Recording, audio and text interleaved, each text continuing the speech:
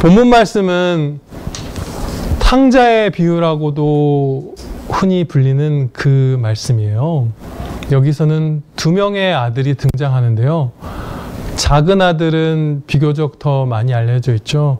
아버지에게 미리 유산을 달라고 해서 그것을 가지고 먼 나라로 떠나서 방탕한 삶을 살다가 나중에 회개하고 다시 아버지께로 돌아온 그 아들이 작은 아들이고요. 큰 아들은 항상 아버지와 함께 거하면서 있었던 바로 그 아들이 큰 아들이에요. 근데 여기서 이제 오늘은 큰 아들에 좀 더 주목하여서 본문 말씀, 봉독해드린 말씀의 그 25절로부터의 분량대로 큰 아들에게 좀 더 주목하여서 이 비유를 살펴볼 텐데요. 이 큰 아들은 누구를 비유하여 나타내는 것일까요? 어떤 사람을 나타내는 것이고 어떤 사람들을 일깨우기 위하여 예수님께서 말씀하시는 등장인물일까요? 1차적으로는 바리새인과 서기관들이었어요. 15장 예화가 예수님께서 시작하시기 전에 누가복음 15장 2절 3절을 보면 왜 이 말씀을 처음에 주셨는가 그 상황이 설명되어 있어요. 바리새인들이 또 서기관들이 예수님께서 세리, 그 당시 세리라 하면 로마의 식민 지배를 이스라엘이 받고 있었는데 세리는 굉장히 그 민족의 원수같이 여겨지던 그런 자들이었죠. 세리나 아니면 사회적으로 낙인이 찍혀서 지탄받는 죄인들, 창기라든지 무슨 강도라든지 전과자라든지 이런 사람들, 그런 사람들을 주님이 영접하시고 함께 식사하시고 가르치시면서 구원의 길로 이끄는 것을 보면서 이 바리새인과 서기관들이 시기하고 분노하였어요. 그러면서 서로 자기들끼리 수군된 것을 예수님께서 보셨던 것이죠. 그래서 세 가지의 비유를 들어서 그들을 지적하시면서 일깨워 주시는데 그 세 가지 비유 중에 한 가지가 바로 이 돌아온 탕자의 비유예요. 이 바리새인과 서기관들은 그 당시 바리새인과 서기관들에게 일차적으로 물론 이 말씀이 들려졌고요. 그런데 이들이 대표하여서 나타내는 어떤 부류의 사람들이 있어요. 그들에게도 오고 오는 역사 가운데 주님께서 이 말씀을 주신 것이죠. 이 사람들은 어떤 부류의 사람들이냐면요. 자신이 율법을 다 지켰다고 여기면서 나의 공로로 내가 율법을 완전히 잘 지켰으니 나는 내 공로로 구원을 받아 마땅한 자다라고 여기는 그런 사람들의 대표들이에요. 이 바리새인과 서기관들은. 그래서 당연히 이들은 자신들의 죄를 씻어주시고 또 완전한 의를 전가해 주실 메시아 예수 그리스도 우리 주님을 필요치 않게 여겼어요. 내가 의롭기 때문에 내 죄를 씻어주실 분, 나에게 완전한 의를 입혀주실 분, 이 메시아 예수님이 나는 필요치 않다고 여겼던 거예요. 그래서 끝내 회개하지 않은 대다수의 바리새인과 서기관들은 예수님을 못 박는 데 앞장섰죠. 그런데 이 바리새인들의 거짓 신앙이 어떠했는지 누가복음 18장 11절 12절 말씀을 보면 아주 자세하게 알 수 있습니다. 이 바리새인은 이렇게 기도하는 거예요. 바리새인은 서서 따로 기도하여 이르되 하나님이여 나는 다른 사람들 곧 토색, 불의, 간음을 하는 자들과 같지 아니하고 이 세리와도 같지 아니함을 감사하나이다. 나는 일에 2번씩 금식하고 또 소득의 11조를 드리나이다 하고 이렇게 교만한 그들은 세리나 창기와 같은 이러한 지탄받는 죄인들이 예수님께 영접받고 구원의 길로 인도받는 것을 견딜 수가 없었어요. 어떻게 나랑 똑같은 구원을 받고 어떻게 저런 영적인 또 병이 낫기도 하고 여러 가지 은혜들을 저렇게 막 부원받을 수 있는가. 그것에 시기심이 생기고 분이 났던 거예요. 그런데 이 오늘 예화의 큰 아들에게서도 이와 유사한 믿음을, 이와 유사한 마음을 우리가 발견할 수 있어요. 15장 29절 말씀을 보면은요, 거기서 큰아들이 이렇게 말합니다. 아버지께 대답하여 이르되 내가 여러 해 아버지를 섬겨 명을 어김이 없거늘. 명을 어김이 없거늘. 지금도 어기고 있으면서 지금도 아버지의 뜻을 어기고 동생이 살아 돌아온 것에 대한 그 잔치에 막 무례하게 하면서 안 들어가면서 자기는 명을 어긴 적이 없대요. 그리고 여기서 이 비유에서 아버지가 나타내는 것이 하나님이신 것을 우리가 생각할 때 이 큰아들의 29절의 그 진술은 바리새인과 서기관들의 그 신앙과 거의 동일하다고 볼 수 있어요. 그래서 1차적으로 이 큰아들은 바리새인과 서기관들 그리고 그들이 대표하는 자신의 공로를 높이는 그런 부류의 사람들을 비유하여 나타내면서 일깨우는데 쓰임받은 등장인물이에요. 그런데 실제로 구원은 어떻게 일어나죠? 오늘 서영수 집사님께서도 기도로 하나님께 고백하고 감사드린 것처럼 은혜로 일어나요. 우리가 은혜 받고 구원받을 자격이 있어서 쟁취하는 것이 아니라 은혜로 일어나죠. 그것이 이 작은 아들을 통해서 가르쳐 주신 내용이에요. 이 작은 아들은요, 그 재산을 미리 상속받은 것, 그 재산을 원했던 것, 유산을 미리 받기를 원한 것에 우리가 그것만 보아서는 안 되고요. 사실은 그것보다 더 심각한 것은 아버지와 관계를 끊고자 했었다는 것이에요. 12절 말씀에서 이제 미리 자신의 몫을 달라고 요구하는 내용이 기록되어 있는데요. 15장 12절에 그 내용이 나와 있는데요. 여기서 그 요청이 중반 부분에 내게 주소서 이렇게 번역되어 있어요. 내게 돌아올 분깃을 내게 주소서. 근데 이제 주소서라는 말이 여기서 우리말로 사용되었기 때문에, 우리말 성경에서 사용되었기 때문에 언뜻 이것이 조금 정중한 요청처럼 우리가 느껴질 수 있어요. 그런데 원어 성경에서는 전혀 그런 뉘앙스를 찾아볼 수 있는 단어가 아니에요. 그리고 그냥 두 단어로 이 엄청난, 아버지가 살아 계시는데 그 당시 그 고대 근동의 문화로는 아버지를 거의 뭐 당신 빨리 죽었으면 좋겠다 하는 식으로 아주 무례한 것이었다고 하거든요. 이 요청이.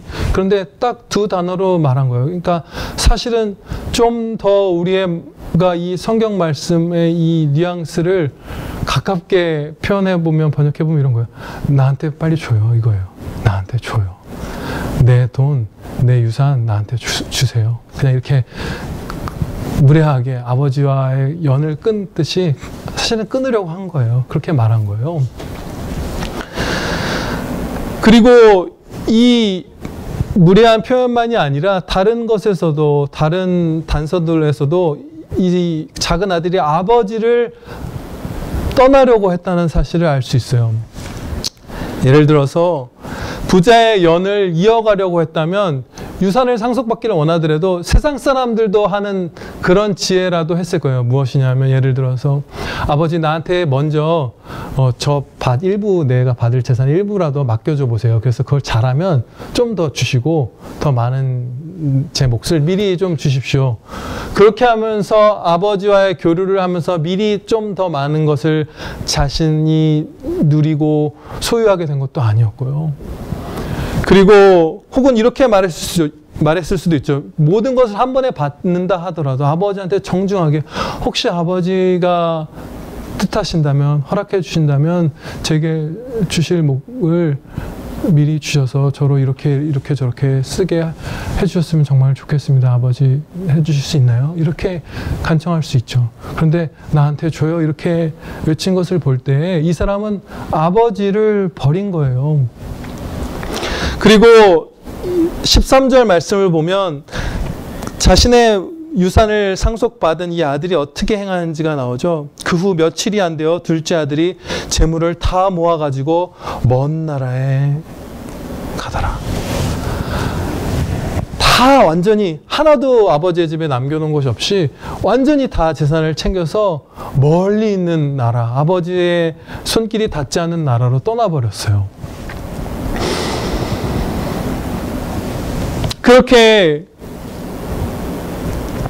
아버지를 완전히 버리고 아버지를 멸시하고 떠나간 다음에 이 아들은 먼 나라에서 여러분들 잘 아시는 바대로 방탕한 삶을 살고 자신의 모든 소유를 다 탕진하죠.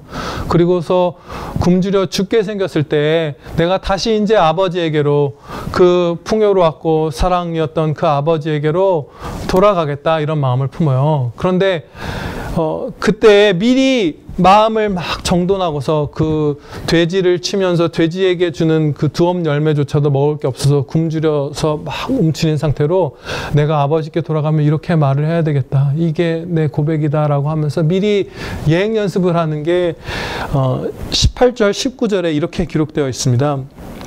내가 일어나 아버지께 가서 이르기를 아버지, 내가 하늘과 아버지께 죄를 지었사오니 지금부터는 아버지의 아들이라 일컬음을 감당하지 못하겠나이다. 나를 품꾼의 하나로 보소서 하리라 하고, 자신이 아들이라 칭함받는 그런 자격이 나에게, 그런 의가, 그런 공로가 하나도 없다는 것을 이 아들이 고백한 거예요. 그것을 고백하고 회개하면서 돌아온 거예요. 그런데 그 죄뿐인 작은 아들이 돌아올 때 이 아버지가 이렇게 하셨죠. 멀리서 아들이 오는 것을 발견하고 막 달려나가서 그 더럽고 냄새나는 아들, 그 배은망덕한 아들을 끌어서 목을 이렇게 엇갈리고 입을 맞추고 가장 좋은 옷과 그 고귀한 신분을 나타내는 가락지와 신발을 신겨주었어요. 여기서 우리는 아주 놀라운 것을 보게 되죠. 하나님의 전적인 은혜, 구원의 놀라운 진리를 보게 됩니다. 다른 수많은 종교들은 구원을 판단할 때 저울을 두고서 한쪽에는 나의 불의, 한쪽에는 나의 의를 놓죠. 한쪽에는 나의 선행, 한쪽에는 나의 악행을 놓고 그것을 저울질해서 선행이 악행보다 무거우면, 나의 의가 불의보다 많으면 아, 나는 구원받기에 합당하다, 나는 혹은 뭐 다음 생에 좋은 존재로 태어나기에 합당하다, 이런 식으로 그것을 저울질해서 구원의 여부를 판단을 해요.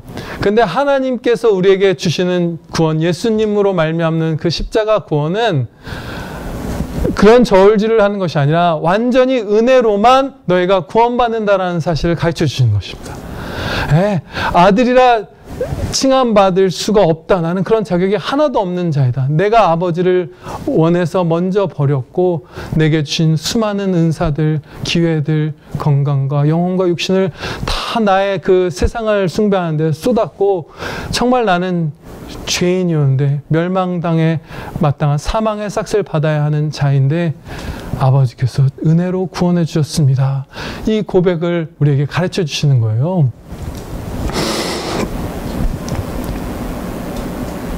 그래서 여기서 작은 아들에게 옷을 입히는 것은 바로 성경 곳곳에서 가르쳐 주신 바 그것을 나타내는 것이죠. 예수 그리스도로 옷 입혀 주시는 것. 예수 그리스도의 완전한 의로 하나도 우리를 감싸지 않은 부분이 없게 우리를 덧입혀 주시는 것. 완전한 의로 우리를 천국으로 불러주시는 거예요. 근데 형은 이 사실이 너무도 싫었어요. 아까 앞서 바리새인과 서기관들과 형의 유사성을 말씀드렸죠. 싫어할 수밖에 없는 거예요. 나는 아버지의 명을 어긴 적이 한 번도 없습니다. 이렇게 말했잖아요. 그런데 어떻게 이 허랑방탕한 녀석과 내가 똑같은 대우를 받아야 합니까? 심지어 얘가 돌아왔다고 어떻게 잔치를 열어주십니까? 그것에 분이 나는 거예요. 자신의 공로를 높이는 사람들은 세상적으로 지탄받는 죄인들, 나보다 겉으로 보기에 못해 보이는 죄인들이 하나님께 은혜를 입을 때 분을 품을 수밖에 없습니다. 어떻게 이런 사람들한테. 그런데 이것이 여기서 물론 바리새인과 서기관들은 예수님을 아예 믿지 않는 자들이지만 성도들에게도, 예수님을 믿는 성도들에게도 이러한 같은 종류의 그 죄악이 정도의 차이는 있지만 그들은 완전히 사로잡혔고 바리새인들은 어느 정도 우리를 사로잡아서 분으로 이끌기도 해요. 제가 예전에 한번 말씀드렸던 적이 있는 역사의 사건인데 그 로이드 존스 목사님이 여러분들도 제가 소개해드렸던 바대로 오직 은혜로 말미암는 구원을 널리 선포했던 목사님이잖아요. 사역 그냥 시작부터 그렇게 성경에 나와 있는 진리를 바르게 선포하셨거든요. 그런데 그 사모님이 아주 모범생으로 살아온 훌륭한 의사 선생님이었는데 남편이 선포하는 오직 은혜로 말미암아 구원받는다는 사실을 온전히 다 받아들이기까지 4년이 걸렸대요. 내가 어떻게 저 알코올 중독자들, 내가 어떻게 저 불안당들과 똑같이 오직 은혜로만 구원받았다고 이 남편은 말하고 그게 정말로 성경의 말씀이 맞는가? 그걸 4년 동안 의심하면서 교만으로 안 받아들였던 거예요. 그만큼 우리에게 쉽게 틈을 타는 교만이죠. 우리가 다른 사람들과 나를 비교하면서. 그런데 여기서 예수님께서는 이 비유에서 놀라운 반전을 주셨어요. 자신은 아들 될 자격이 하나도 없다고 여긴 그 아들, 그러면서 회개한 이 작은 아들은 지금 집에 들어와서 아버지 품에서 잔치상을 받고 있는데, 나는 아버지의 명을 어긴 적이 하나도 없어서 당연히 아버지께 사랑받아야 마땅한 자녀라고 여겼던 이 큰아들은 집 밖에 있는 거예요. 이런 일이 벌어지는 거예요. 예수님께서 아주 놀랍게 상황에 대비를 주시고, 바리새인들아, 서기관들아, 자신의 공로를 높이는 이 교만하고 안타까운 녀석들아, 너희가 내 집 밖에 있는 자들이다. 빨리 들어와라. 이 큰아들이 들어왔다는 말씀을 안 하고 마치시잖아요. 그 선택에 해라, 빨리 들어와라, 그 말씀을 던지고 이 비유를 끝내신 거예요. 성경 전체에서 가르쳐 주신 바대로 이 오직 은혜로 말미암는 구원, 이것을 평안교회에서는 지난 30여 년간 계속해서 바르게 선포하여 왔죠. 선포되어져 왔어요, 평안교회에서. 그래서 저는 여러분들이 설마 이 부분에서 이 바리새인과 서기관들과 같은 마음, 혹은 그와 많이 유사한 마음에 시달리는 분은 거의 있기가 매우 힘들 거라고 믿습니다. 그래서 그 부분보다 이제 이 큰아들이 나타내는 이 다음 부류의 사람, 다음 부류에 깨달아야 할 사람들의 집중을 더 하고자 해요. 이 큰아들이 나타내는 두 번째 부류는 어떤 사람들이냐면요, 1차적으로는 물론 바리새인과 서기관들을 일깨우는데 충분한 등장인물이었어요. 근데 2차적으로는 누구냐면요, 31절, 32절에서 힌트를 얻을 수 있습니다. 아버지가 이르되 얘야 너는 항상 나와 함께 있으니 내 것이 다 네 것이로되 네 동생은 죽었다가 살아났으며 내가 잃었다가 얻었기로 우리가 즐거워하고 기뻐하는 것이 마땅하다 하니라. 이 말씀을 들으면 큰아들이 단지 바리새인과 그 부류의 사람들만을 나타낸다고 보기가 힘들게 느껴지죠. 왜냐하면 주님과 항상 함께하고 주님의 기쁨의 잔치에 참여하고 주님의 모든 소유가 자신의 소유가 된 사람, 성도의 모습이잖아요. 이 큰아들이라는 인물은 바리새인들을 뜨끔하게 만들기에 충분했지만 거기에 멈추지 않고 더 나아가서 더 확장된 비유로서 성도들의 어떠한 죄된 본성을 주님께서 지적하시는데도 쓰임받는 인물로 설정하신 거예요.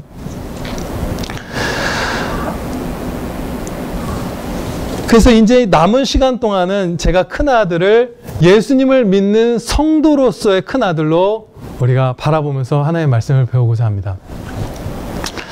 누군가가 하나님께 은혜를 입었을 때 성도조차도 그 사실에 시기하고 분노할 때가 여러분 많다는 것을 잘 아실 거예요.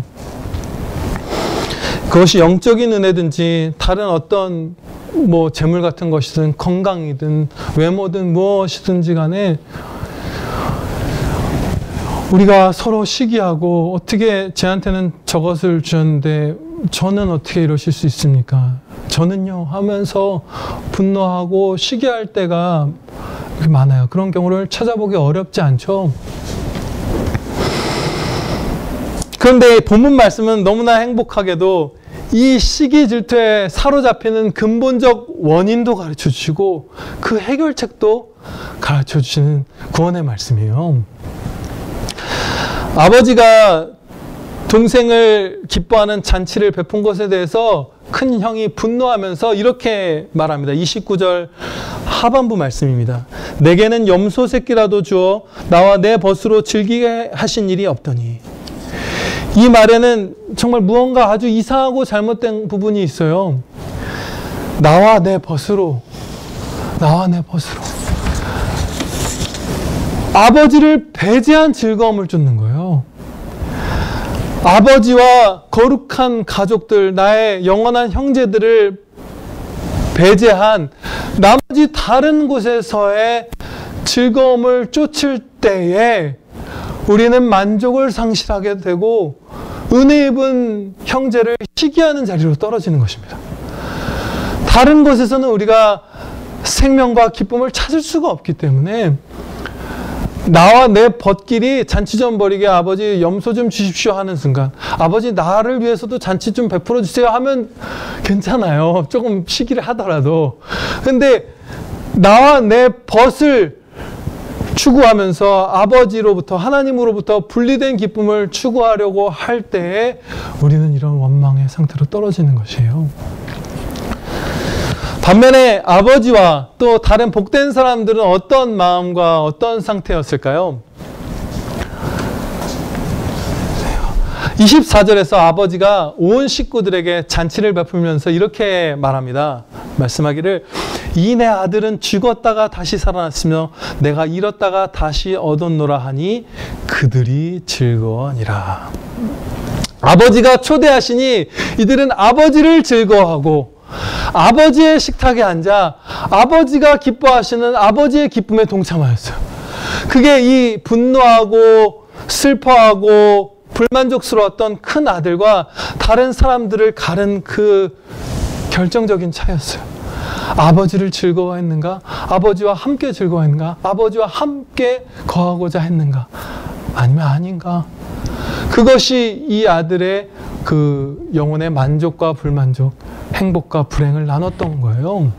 아멘입니다. 그래서 즉 우리가 하나님을 즐거워하지 않을 때에 그때 비로소 성도된 우리도 이 불만과 시기의 상태로 떨어질 수 있습니다. 그런데 여기서 작은 아들에게 아버지께서 주님께서 은혜를 베푸셨던 것처럼 큰 아들에게도 굉장한 사랑을 베풀어 주세요. 큰 아들이 잔치가 열린 집으로 들어오지 않고 밖에 서서 막 분을 내고 있을 때, 아버지에게 분을 표출하고 있을 때 종을 보내서 들어오라고 권할 수도 있었고 아니면 경고의 말을 전하실 수도 있었고 혹은 아버지가 직접 나와서 꾸짖을 수도 있었는데 아버지가 종을 보내지 않고 직접 그 아들에게 걸어 나와서 사랑으로 우리 같이 들어가서 잔치하자고 권면을 하셨어요. 네. 28절 말씀입니다. 아버지가 나와서 권한대. 부드럽게 권한 거예요. 그런데 이 28절에 사랑의 권면을 듣고서 이 큰아들은 멈춰서지 않고 더 큰 죄악으로 치달았습니다. 그래서요, 어떤 죄들을 지었냐면요, 동성애에 대해서 험담을 하였고요. 그리고 아버지와 동생 사이를 멀어지게 하는 그 모함을 하였고요. 참소한 거죠. 그리고 아버지께 심히 무례한 말을 늘어놓았고요. 또 마지막으로 동생과 자신을 아예 무관한 자로 갈라놓는 말을 해버렸어요. 30절 말씀에 그것들이 담겨 있는데요. 먼저 그는 동생이 아버지의 살림을 창녀들과 함께 삼켜버린 자다 이렇게 얘기하잖아요. 그런데 이것은 사실이 아닐 가능성이 더 높습니다. 왜냐하면요, 일단 이 동생은 그 당시 이 예화의 시대 상황에서 무슨 소식을 쉽게 전해드릴 수 없는 먼 나라로 떠났던 거예요. 그렇죠? 그러다가 이 동생이 지금 돌아와서 형에게 얘기를 나눈 적도 없고 동생의 얘기를 자세하게 들은 적도 없고 그냥 돌아와서 잔치가 벌어졌다는 정보만 들은 상태예요. 이 형은. 그래서 동생이 거기서 어떻게 허랑방탕한 삶을 지냈는지, 이가 무슨 욕심부려서 사업을 차리다 망했는지, 무슨 창기와 놀아났는지 알 수가 없을 가능성이 크죠. 그리고 이 성경 말씀에서도 이 앞부분에 동생의 그 죄악된 행보를 말씀할 때 창녀들과 함께 아버지의 살림을 삼켰다라는 식의 그런 진술이 하나도 나와 있지 않아요. 그냥 아마도 거의 확실하게는 이 형이 지레짐작해서 더 죄를 부풀려서 그냥 비난을 해버린 거예요. 우리도 그러잖아요. 아, 걔 뭐 그럴 거 뻔하지 않습니까? 이런 식으로 우리가 막 시기에 사로잡혔을 때 하는 것처럼 그렇게 행했던 것이죠. 그리고 여기서 보면 아버지의 살림을 삼켰다. 그래서 마치 아버지가 막 패가 망신해서 나 앉은 것처럼 표현을 하는데 그렇지 않죠. 동생은 일단 이 당시에 동생의 몫은 장남의 2분의 1이에요. 그리고 아버지도 일단 아직 살아계시니까 아버지의 몫도 어느 정도 남겨놓으셨을 거 아니에요. 그러니까 동생이 가져간 몫은 최대로 많아봤자 아버지 재산의 3분의 1이고 그거보다 적었을 거예요. 아직 아버지가 살아계시고 지금 나름 잔치도 베풀 수 있는 풍족한 삶을 살고 계시고 형은 형의 몫을 따로 줬거든요. 그냥 자기가 받은 아버지 재산의 몇 분의 1 되는 것을 뭐 잘 알 수 없는 그런 방탕함으로 탕진한 거예요. 근데 창녀들과 함께 아버지의 살림을 이 녀석이 삼켜버렸습니다. 이렇게 하면서 아버지와 이 동생을 이간한 거죠. 그리고 결정적으로 아주 이런 무례하고 차가운 말까지 합니다. 30절에 이 형이 동생을 이 아들이 이렇게 표현해요. 중반 부분에 이 아들이 돌아오매. 근데 이게 그 원어 말씀으로 보면 당신의 이 아들이 이거예요.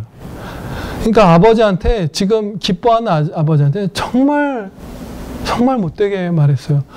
당신 아들이 내 동생이가 아니라 당신 아들이 이렇게 했습니다.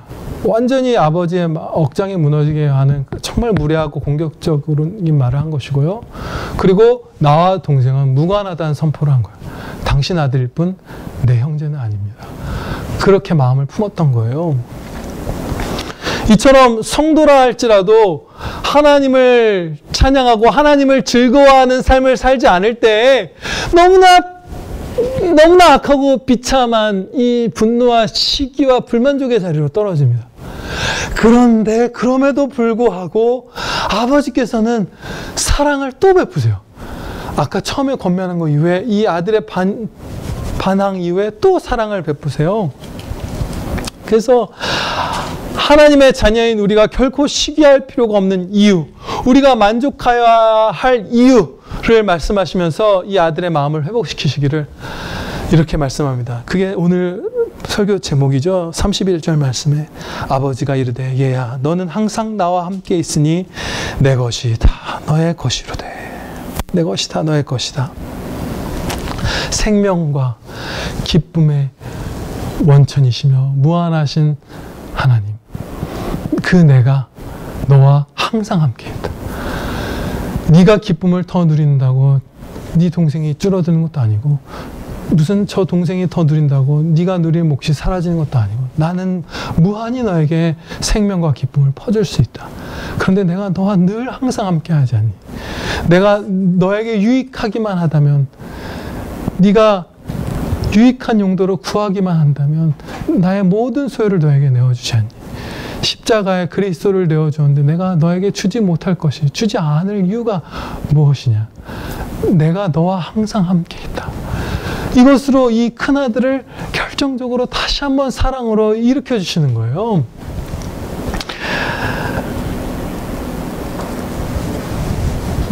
그런데 우리가 이 말씀을, 이 오늘의 본문 말씀, 오늘의 설교의 제목, 본문 말씀 중에서도 핵심이기도 한 이 얘야 너는 항상 나와 함께 있으니 내 것이 다 너의 것이니라 하는 이 말씀을 정말로 간절하게 붙들기를 소원합니다. 왜냐하면요, 우리가 경험적으로 이미 알고 있죠. 내가 얼마나 시기와 욕심과 불만에 쉽게 사로잡힌지 우리는 경험적으로 다 알고 있어요. 그렇죠? 그것과 맞서 싸워야만 내가 행복하게 살 수 있고 하나님께 찬양될 수 있고 하나님을 기쁘시게 할 수 있고 형제와 함께 기뻐할 수 있게 될 수 있음을 우리가 알아요. 싸워야만 하는 전쟁터에 떨어진 것을 우리가 알아요. 그런데 하나님의 전신갑주를 에베소서 말씀에서 가르쳐 주실 때에 공격 무기는 성령의 검, 하나님의 말씀 단 하나밖에 없다고 가르쳐 주셨어요. 우리가 이 싸움에서 내 마음에 자라나고 사단 마귀들이 틈을 타고 세상이 유혹하고 짓누르면서 겁주는 그 거짓들, 죄악들을 다 사방팔방에서 잘라내려면 이 말씀, 내가 너와 항상 함께 있느니라, 내 것이 다 너의 소유니라 라는 이 하나님의 말씀을 세게 붙들고 있을 때 우리가 그 싹트는 원망과 욕심과 시기들을 바로 잘라낼 수 있습니다. 아멘. 암송하실 수 있는 분들은 암송하세요. 이것에 득을 저도 크게 봤어요. 이 말씀을 붙들 때 승리하실 것입니다. 아멘.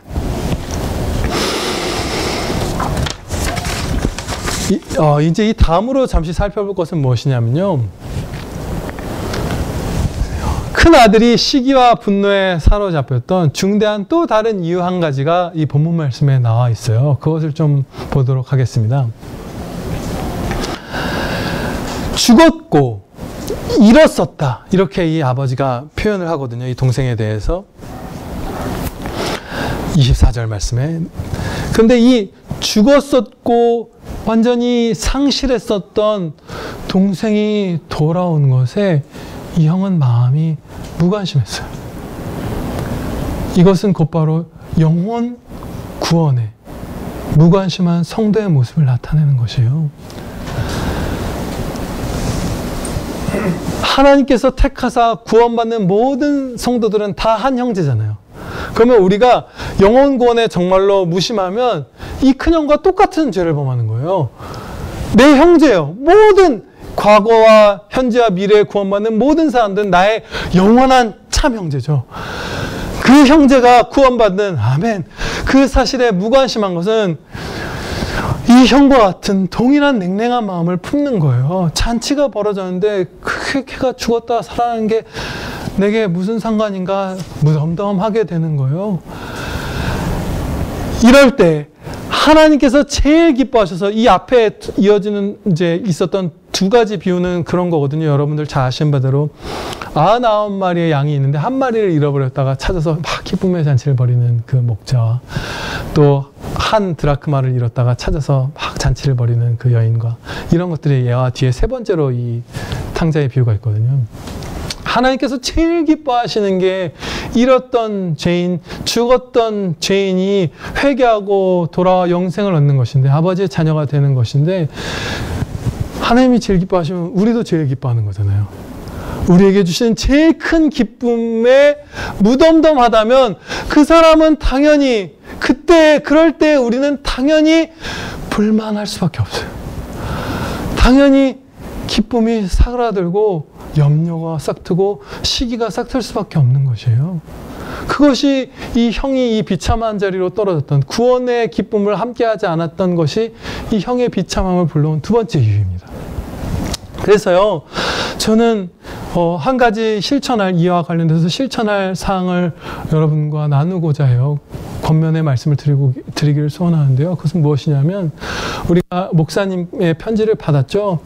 우리가 동역할 선교사님이나 무슨 연보하여 함께 어려움을 극복할 형제교회나 아니면 어려움 가운데 있는 우리 형제들이나 아니면 환난에 처한 우리의 그 흉악의 결박에 묶인 이웃들이나 불신자 이웃분들이나 이런 분들을 우리가 섬길 분, 동역할 분, 그런 분들을 우리에게 가장 좋은 분으로 가장 좋은 때 허락해 주시기를 우리가 힘써 기도드리기를 권면합니다.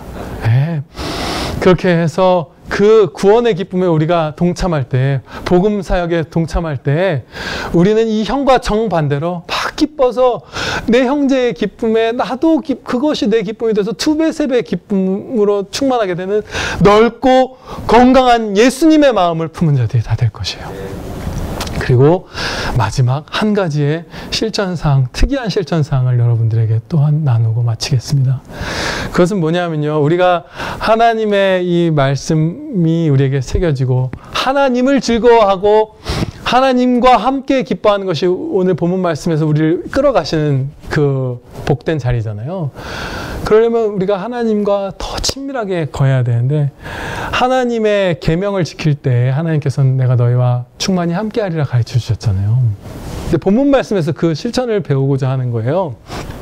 그것은 뭐냐면 자기보다 질서상 아래에 있는 사람이 그가 그 아래 사람이 잘못했음에도 불구하고 오히려 적반하장으로 막 분을 내고 강포하게 나에게 공격적으로 나올 때가 있죠. 이건 인간이 겪을 수 있는 가장 화나는 상황이에요.